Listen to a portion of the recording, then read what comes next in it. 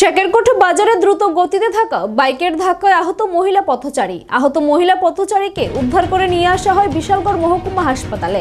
কর্তব্যরত চিকিৎসক মহিলার অবস্থা আশঙ্কাজনক দেখতে পেয়ে আগরতলা জিবি হাসপাতালে রেফার করে। ঘটনা সোমবার বিকেলে জানা যায়, একটি দ্রুত গতিতে থাকা বাইক নিয়ন্ত্রণ হারিয়ে শেকেরকোট বাজারে রাস্তার পাশে পথচারী মহিলা রাখি দেবনাথকে সজোরে ধাক্কা দেয়।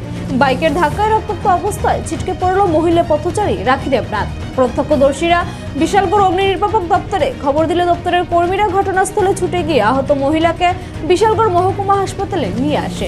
আমাদের বিশালগড় ফায়ার স্টেশনে একটা স্পেশাল খবর আছে যে শেকেরকোট বাজারের মাঝখানে একটা অ্যাক্সিডেন্ট হয়েছে। তো খবর পাওয়ার সঙ্গে সঙ্গে আমরা এখানে যাই, গিয়ে দেখলাম যে একটা বাইক নাকি একটা মহিলারও বাড়ি দিয়ে গেছে।